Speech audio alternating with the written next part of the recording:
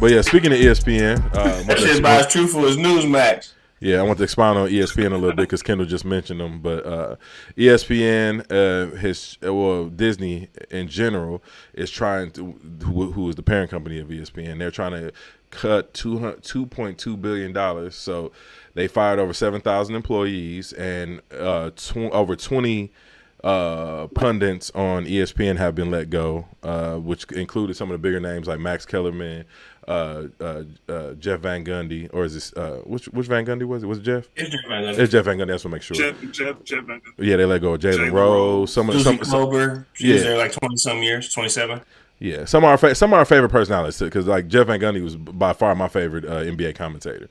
I love hearing him and Mark Jackson go back and forth. They were absolutely hysterical. Dry as fuck but funny as hell. And they decided to let him go. But I think to me it seemed like the people who are a little bit more controversial in their tenure at ESPN were the ones that they seem to let go. Because Jeff Van Gundy has always been outspoken. Same thing with Max Kellerman. That's what kind of got him and Stephen A. in a tiff. Of course, Jalen Rose. We've seen Jalen Rose on TV on 2 separate occasions last year apologizing for something that he said during the show, which I thought was nuts. So it seemed like Disney is kind of putting their footprint on that and going with this cancel culture shit. That's what I was trying to figure out, like, how they go about who they was going to let go. Because them some big names. Like, you wouldn't think that they would get rid of some of their most popular broadcasters. Yeah, to me, like I said, it's to me it seemed like it was the cancel culture shit. It was the people who were more problematic outside of the workspace that they let go. Because like I said, Jeff Van Gundy would be on Twitter going crazy. Mark Jackson, we already know about Mark Jackson. He's Bible thumping. That's why he got let go Golden State. Jalen Rose, he always. Mark Jackson's still there though, right? I don't think so. Mark Jackson. They kept him. They kept him. Okay. Yeah, I think he's still there. Okay, so that was my mistake. But yeah, they let go of quite a few people. Man, Stephen A. He about to be on 24 hours on ESPN. Who? Stephen A. Well, I mean, he don't want to keep ESPN alive. I mean, really. Yeah, that's a fact. He's the one that generates the most money. I mean, so of course they're gonna keep him. They're not gonna get rid of him at all. Hey, look, ESPN got deals with these NBA, NFL. They not down. They not losing money. What's going on is they're losing viewers. Like again, it's cable. So they've gone. I mean, ESPN had at one point nobody watches TV. Right. Right. It's because cable was changing. Like if they had a service that was free and they could just download the app and watch that shit, people would. Right. But like it costs money, so it's on cable. Remember back in the day when Stuart Scott was on SportsCenter, like niggas would tune in every night to SportsCenter. Yeah. Like I can't tell you what last time. But that's because it's but that's what I'm saying. But you was paying a cable subscription. Now people ain't doing that. They got Netflix, you got all this Hulu shit. You might have ESPN on that, but you gotta pay that extra. Clips on YouTube or something. Yeah.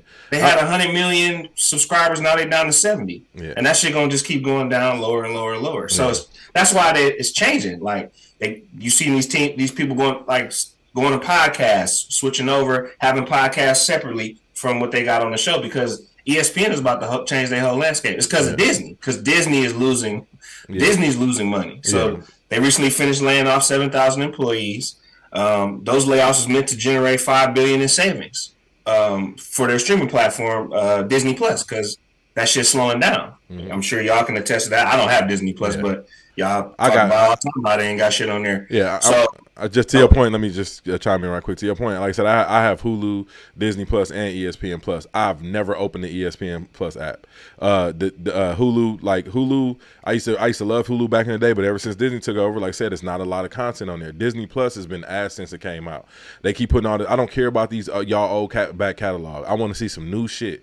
But like Netflix is destroying y'all. HBO Go is destroying y'all. Apple TV is destroying y'all. Prime is destroying y'all because they constantly updating and they got a new show every week coming out on those platforms. Like Prime, Apple Disney TV, got HBO. All their subscribers. Yeah, from their back Disney catalog. got all their subscribers from the back catalog, and during the pandemic, remember they was bringing their stuff straight to the platform. Right. So of course that's gonna bring a lot of people in. But now that people going back to the theaters and y'all not putting no new content on there, like what's I don't want to watch Little Mermaid on that shit. Like, right.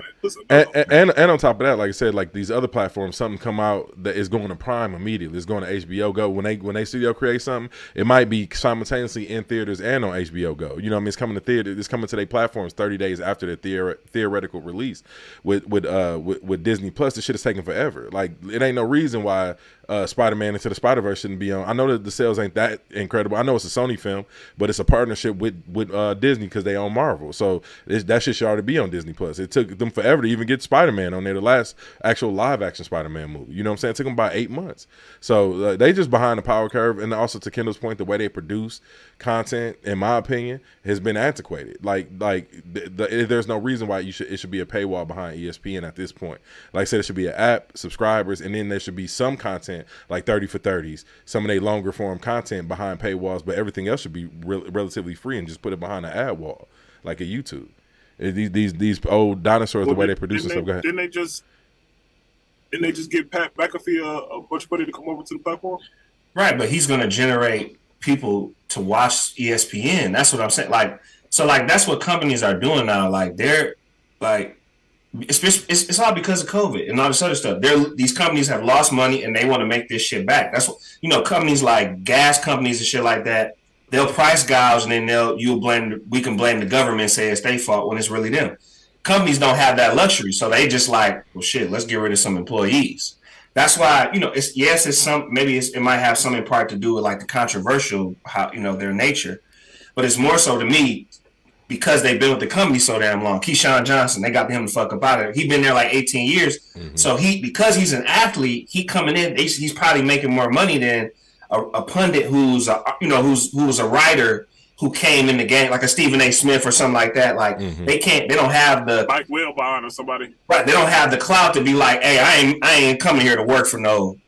You know what I'm saying? Like, so that's why they got Max Kellerman. He's been with ESPN for a minute. He was doing boxing with HBO. And then they brought him over to HBO. He was doing Sports Nation and all that shit with Marcellus Wiley. All that stuff. So he was making probably millions of dollars. So again, we're gonna get him up out of here because we got to pay his ass. Jeff Van Gundy, those types of people. He's a coach. We can't give him 50,000, 60, 70, 80, 90,000. We're gonna have to pay him. So that's I think that's also why because Disney is looking at shareholders and the shareholders like, hey, we losing money and we ain't gonna change this damn stock. We got this shit going on with this fool in Florida. We gotta get this shit wrapped up. In the meantime, y'all need to get rid of some people. And they're going to keep doing this. CNBC reported more prominent departures at ESPN are expected when some on-air personalities do not have their contracts renewed in the coming months. So they're going to get rid of some more people. Yeah, that's crazy. Because to your point. When you seen Tucker and them get fired, then you already know ain't nobody safe. Yeah, that's a fact. Tucker Carlson and all of them got fired a couple months ago. Mm-hmm. Yeah, but to your point, also Kendall, when Kendall said that, like the he just got fired a couple days ago. My bad. Go ahead. Oh no, damn! I was gonna say y'all just gonna keep cutting me off. I was about to rib y'all. But anyway, what they were saying, a couple Max Kellerman was making about $18 million a year.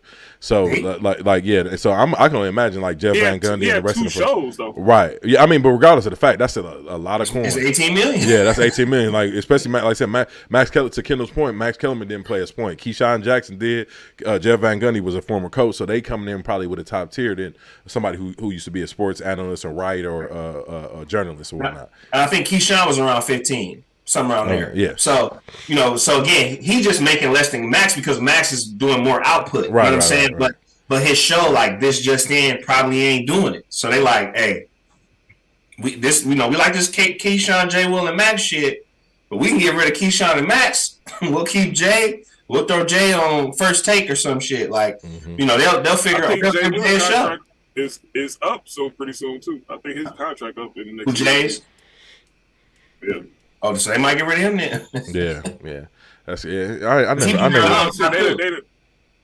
I never really cared for Jay Williams on MC. Knock Keyshawn, Jay Will, and Max off. I gotta get up. That's it.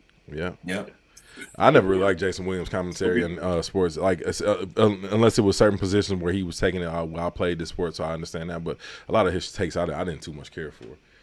So I'm not gonna miss Jay Williams, but I'm definitely gonna miss Jeff. And I was fine with Jay and Max. Keyshawn was always my problem, but he was still good for the show. You know what I'm saying? Yeah. I didn't really like him like that, but he's good for those three. You know what I'm saying? That's what makes the show sometimes. It ain't always necessarily how much they know, because Keyshawn was not necessarily well versed in like some of the other sports. But his commentary was good. Just like Charles Barkley, for example. He's the best on TV, but he don't know everything. You know what I'm saying? He's hysterical. He made a comment. You see the comment that they had circulating around where he said he wasn't gonna work for ESPN. He said, "Y'all ain't gonna pay me no peanut. You ain't gonna be working me like." But that's because he's an NBA former player. Yeah. He could say that. He said, "Y'all gonna have me on ESPN Plus, ESPN2, ESPN Radio." Pay me some peanuts. No, he said ESPN Deportes. Yeah, ESPN Deportes. No, Charles Barkley is funny as hell, man. But yeah, man. So yeah, man. Well, that was the breaking news over there going on at ESPN. Like I said, did that, but like I said, I think this is the big Disney, big business shit. So absolutely, like I said, hopefully these people find some soft landing spots, and I hope they all just create their own platform or come together on something, because that'll be dope. I love to see Mark Jackson and I know Mark Jackson's still with ESPN, but I love to see him and Jeff Van Gundy have like their own podcast where they can really say what they want to say. You know what I'm saying? I think that should be dope. Where we at though? Yeah, that'd be a slick podcast.